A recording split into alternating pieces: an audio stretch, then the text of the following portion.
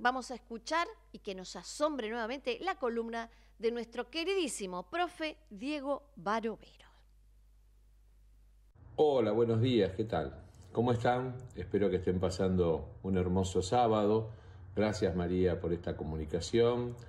La verdad que esta semana que hemos pasado ha estado dominada, además de la vorágine política que ya obviamente con reminiscencias electorales o preelectorales ya inunda la habitualidad de nuestra información, o de la información de la que nos nutrimos, pero esta semana estuvo obviamente monopolizada tal vez o hegemonizada por lo relativo a la lucha por la defensa, por asegurar la continuidad y la excelencia en la prestación del servicio de salud pública en materia de pediatría que tiene el Hospital Nacional de Pediatría Juan Garrahan.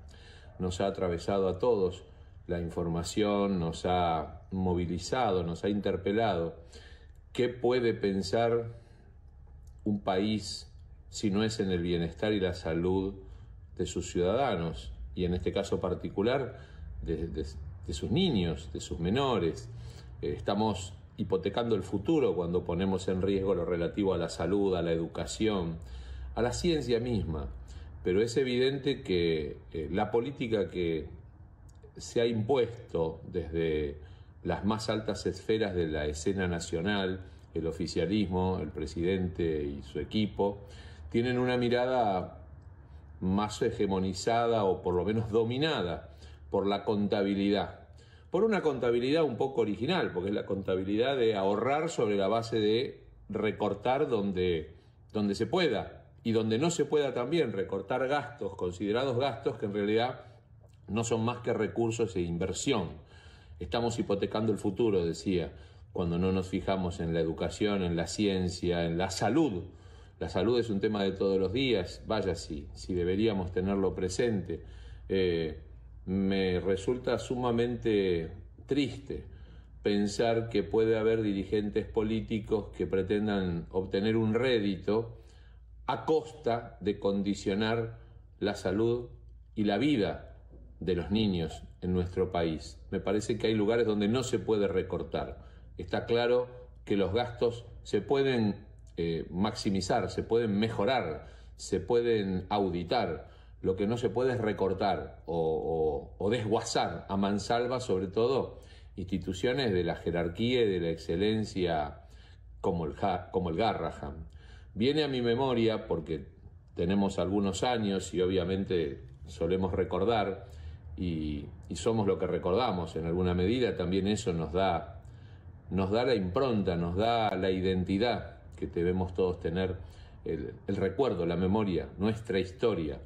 Y recordaba estos días la inauguración en el año 1988, nada menos que de ese extraordinario centro de salud infantil que fue durante la presidencia del doctor Alfonsín. Por supuesto, más allá de discusiones en torno a cuestiones políticas o de la política económica de Alfonsín, que puede haber sido favorable en algunas cosas, errada en otras, quiero decir, se ponía ante todo, se ponía la mirada, se tenía una mirada de carácter estratégico, se pensaba en el futuro, se pensaba en un centro de salud de excelencia que viene atravesando muchísimos años del desempeño de sus cuadros científicos, sus cuadros técnicos, su personal, médicos y paramédicos, y también el personal que hace tareas de asistencia, que son fundamentales también en la salud pública.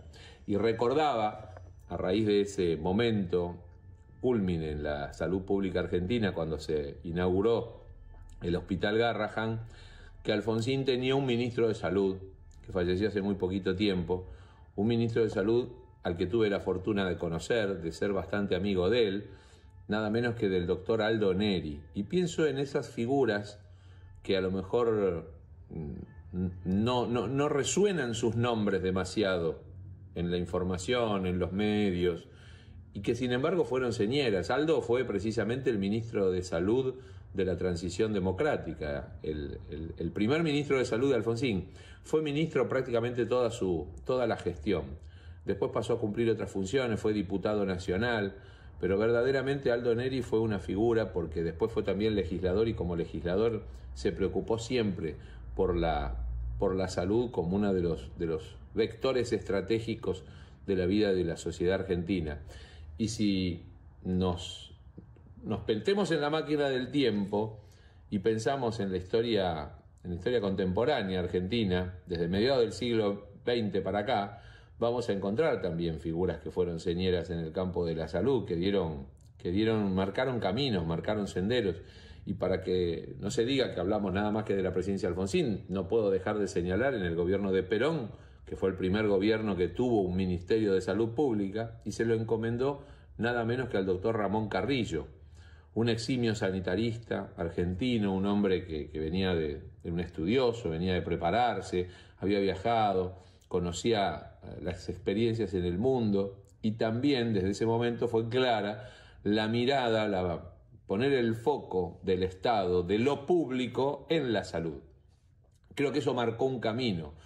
Algunos años después, el presidente Arturo Illia designó como ministro de Salud a un político, un médico y político salteño muy importante, don Arturo Oñatibia, un hombre extraordinario que además enfrentó el lobby de los laboratorios extranjeros que monopolizaban o cartelizaban los precios de los medicamentos, de modo tal que tanto don Arturo Illia como don Arturo Oñatibia, su ministro de Salud, impulsaron la ley de medicamentos, poniendo el foco precisamente en la producción nacional, en el abaratamiento de las drogas, de los productos primarios que se utilizan para la elaboración de medicamentos, acercarlos de tal manera a la población. ¿Qué quiero decir como mensaje y ya para ir cerrando este ratito, este rinconcito en el que reflexionamos juntos sobre cosas de nuestro presente y de nuestro pasado? Los que son de nuestro pasado también son los momentos en los que nos debemos encontrar con nuestro destino, con nuestra identidad. Y hoy nos pasan cosas porque no prestamos atención a los ejemplos que tuvimos en el pasado. Entonces digo, Carrillo, Oñatibia, Neri, Illia, Alfonsín. La mirada sobre la salud pública me parece que es algo que no puede quedar supeditado o en inferioridad de condiciones a la mirada contable y de lo relativo al cercenamiento de recursos para llegar con los números a un determinado número de déficit o para condicionar un superávit contable que no puede ser a costa de la salud, de la educación de nuestros niños, de nuestros jóvenes y desde luego tampoco del futuro de los argentinos. La ciencia, la educación, la cultura son bienes estratégicos y nos van a dar además una mejor calidad de vida y tiene que ver con el desarrollo humano, de modo tal que lo que resignamos invertir, no digo gastar, los recursos que resignamos de invertir en esos rubros los vamos a terminar teniendo como una hipoteca a futuro, porque vamos a ser menos sanos, menos educados, menos cultos, y como pueblo eso nos va a afectar mucho. Era una simple reflexión en torno a esto y desde luego solidarizarme como lo hice, estuve presente en la marcha de defensa del Hospital Garrahan, en la marcha en defensa de la salud pública, oponiéndonos a los recortes, apoyo todas esas manifestaciones, pero también lo hago con respeto, quiero invitar a la reflexión. Me parece que aquellos que pueden compartir líneas doctrinarias o ideológicas con la que nos gobierna, con lo que hoy es oficialismo, también deberían reflexionar en torno a no estamos haciendo todo bien si los recortes, si el superávit, si la eliminación del déficit es a costa de la salud, de la educación, de la ciencia y la cultura. Bueno, muchas gracias. Que tengan lindo fin de semana. Chao, María Esther. Un beso grande.